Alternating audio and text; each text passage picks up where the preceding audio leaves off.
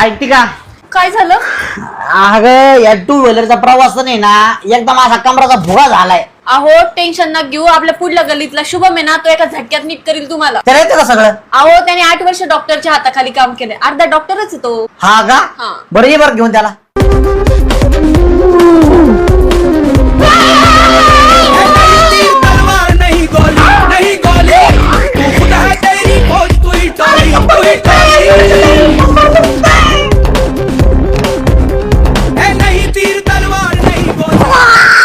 ₹20,000 झाले.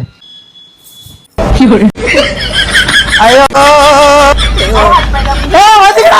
हात बघला माझ्या आगाला. काय झालं निले? कंबर दुखत होता म्हणून पलीकडच्या गलीतल्या शुभमला घेऊन आलो. आता चालताची आहे का?